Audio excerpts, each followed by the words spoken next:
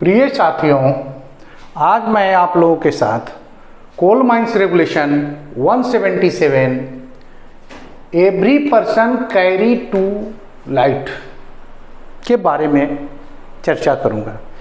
ये बहुत छोटा रेगुलेशन है लेकिन बहुत इम्पॉर्टेंट है। अंडरग्राउंड माइंस में बिना लाइट के आप कैसे काम करेंगे, इसीलिए प्रत्येक आदमी को अंडरग्राउंड में लाइट ले जाना होगा। ये संवैधानिक रूप से रेगुलेशन नंबर 177 में प्रावधान किया गया है। तो आइए, M for management, first sub regulation, M management shall provide every person light, adequate light to perform duties throughout in underground। यानी अपने शिफ्ट में थ्रो आउट प्रत्येक आदमी लाइट ले जाएगा, ऐसा मैनेजमेंट को प्रोवाइड करना होगा। No person without light in underground. Clear? प्रश्न उठता है कि अंडरग्राउंड में बिना लाइट के कोई रहेगा नहीं, वो adequate light, approved light, adequate light। Clear? The lamp shall be immediately returned to cap lamp room unless written permission to manager। और जो लैंप उसको दिया जाएगा खदान ले जाने के लिए, उसको अपने पाली और शिफ्ट के अंत में उसको रिटर्न करना होगा कैप लैंप रूम में। क्लियर? यदि मैनेजर द्वारा लिखित परमिशन है कि नहीं इनको छूट है, तो उसको छोड़ करके बाकी सभी आदमी को रिटर्न करना होगा। साथियों, कैप लैंप व्यक्ति के लिए, अंडरग्राउंड कामगार के लिए, अंडरग्राउंड काम करने वाले एम्प्लॉय के लिए एकदम आँख है, उसके बिना तो चलेगा ही नहीं। तो cap lamp name wise issue होता है और सभी आदमी को ले जाना जरूरी है। कोई पर्सन विदाउट लाइट अंडरग्राउंड नहीं रहेगा। इसके अलावा वो लास्ट में रिटर्न करेगा। पहला रेगुलेशन यही बोलता है कि लास्ट में रिटर्न करेगा। लेकिन ऐसा देखा गया है कि कभी कभी लोग बिना लाइट के चले जाते हैं खदान। ऐसा सिचुएशन था कि पहले अंडरग्राउंड माइंस में काम कर रहे हैं, कोई कंप्लेन आया। उदाहरण हम आपको बता रहे हैं। एक कॉलेज क्लासी है, उसका कंप्लेन है कि वो कॉलेज क्लासी रात में चलाता नहीं है ठीक से, घंटी मारते हैं, बहुत देर तक चलाता है, उठता नहीं है। माइनिंग कंप्लेन किया मैनेजर को, तो मैनेजर सोचे कि अच्छा ठीक है, क्यों नहीं, वो तो अच्छा आदमी है, चलाना चाहिए, वो क्यों नहीं करता है। तो मैनेजर उसको क्रॉस चेक करने के लिए रात में अपना पर्सनल टॉर्च लेकर के बिना कैप लैंप से इशू और चले गए। वहाँ पर कॉलेज क्लासी क्या है, इंडलेस के पास वो सोया हुआ है, और जैसे ही घंटा आता है तो उसको उठता है और पैर से ही सोए सोए चलाया इंडलेस को, और ठीक बुझाई आया और उसके बाद फिर कटा। पीछे में बैठ करके मैनेजर रात में इसको 2-3 बजे रात में देख लिया।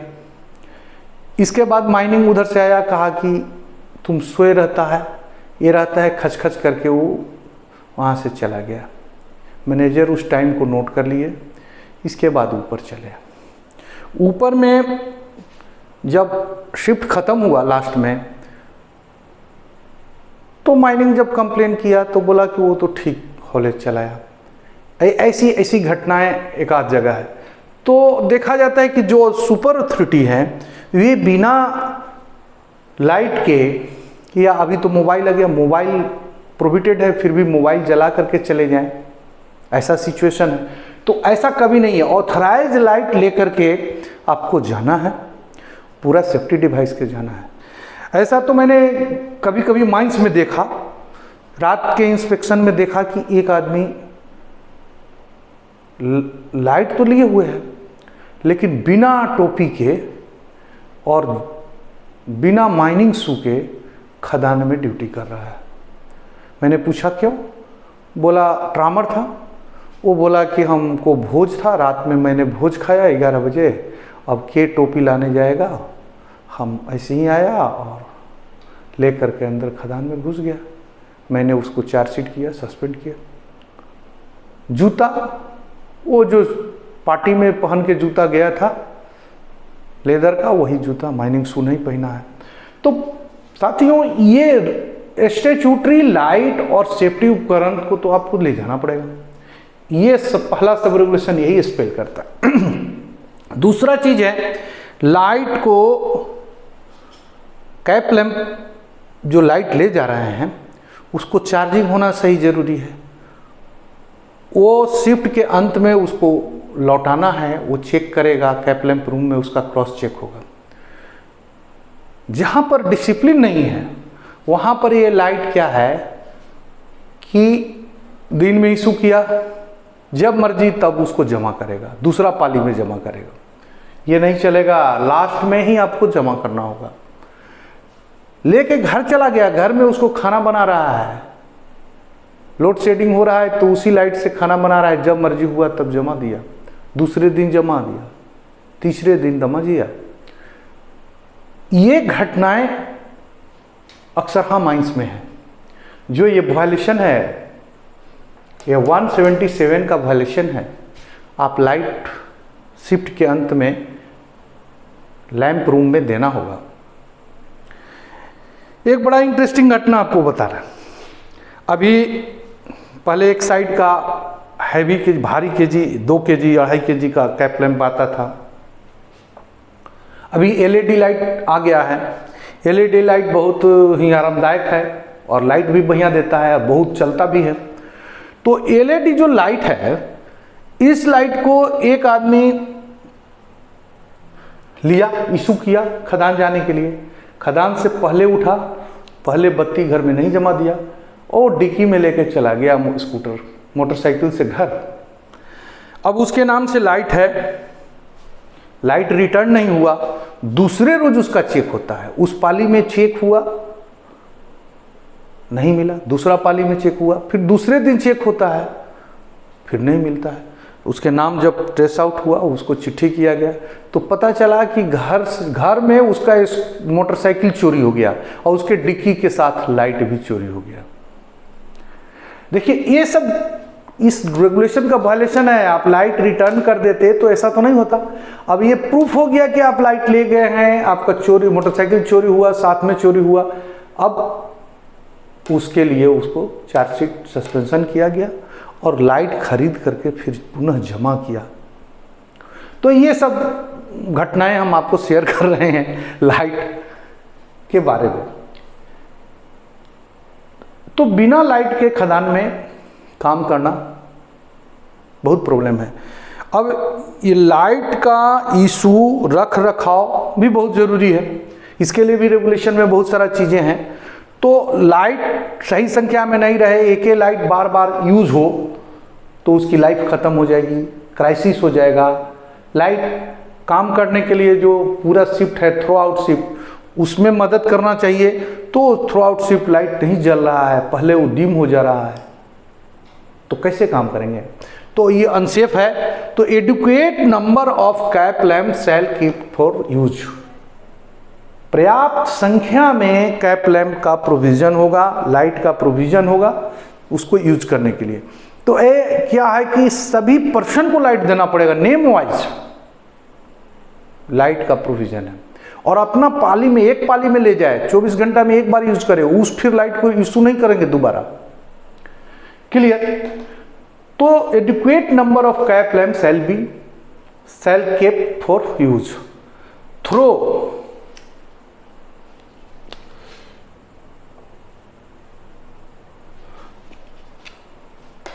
क्लीनिंग, चेकिंग, बिफोर यूज करने के पहले वो लाइट को क्लीनिंग करना होगा, उसका चेकिंग करना होगा बढ़िया से, तभी हम इशू करेंगे। इशू करने के, यूज करने के पहले या इशू होने के पहले थ्रो चेकिंग होगा, थ्रो क्लीनिंग होगा, तब जाकर के यूज करेंगे। यदि इसकी संख्या या इसके मेंटेनेंस में कोई डाउट है तो चीफ इंस्पेक्टर ऑफ माइंस को रिफर करेंगे। साथियों, ऐसा प्रैक्टिकल एक्सपीरियंस दिया गया कि लाइट एक बिग इशू, खदान में लाइट नहीं है, वर्कर परेशान है, ये बिग इशू आ रहा है। इसके लिए प्रॉपर एडमिनिस्ट्रेशन, प्रॉपर शिफ्टिंग रखा जाएगा। एक उदाहरण मैं बताता हूँ। मान लीजिए एक माइंस में 250 कैप लैंप, 250 आदमी है अंडरग्राउंड में, तीनों पाली में। फर्स्ट पाली में ज़्यादा है, सेकंड पाली में कुछ कम है, नाइट में और उससे भी कम है। तो 250 बत्ती सभी आदमी को इंडिविजुअल जाना चाहिए। बत्ती जब कमज़ोर होने लगा तो बढ़िया बत्ती ही रिपीटेड 2 पाली हुआ तो और बत्ती कमज़ोर हो गया, बत्ती की संख्या कम हो गई, लाइट की संख्या कम हो गई।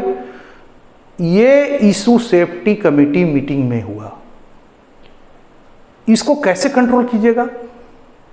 एक ही बत्ती 2 पाली 24 घंटा में 2 पाली या 3 पाली चले तो उसकी तो लाइफ खत्म हो जाएगी। तो ये सारे समस्याएं आती हैं और सेफ्टी कमेटी में इसकी चर्चा होती है। इसीलिए सेफ्टी कमेटी में कैप लैंप मेंटेनेंस या इंचार्ज को मेंबर बना करके इस इशू को सोल्व किया जाता है। एक क्लियरी में ऐसा घटना था, तो मैंने एक कंप्यूटर में चार्ट बनाया, एक ऐसा चार्ट बनाया सीट, और उस सीट में नंबरिंग किया 1 से लेकर के 2, 3, 4, 5, 6, 7, 8, 9, 10 ऐसे नंबर किया। इसी तरह से एंड सो ऑन ऐसे करके नंबर करके ये लंबा चौड़ा चार्ट बनाया और ऐसे करके मान लीजिए 300 तक बनाया। 300 कैप लैंप है। अब देखिए डिवीजन है, फर्स्ट में है, जितना इशू करना है नंबर, मान लीजिए फर्स्ट में ये है फर्स्ट, इसके बाद ये सेकंड हुआ और ये हुआ थर्ड,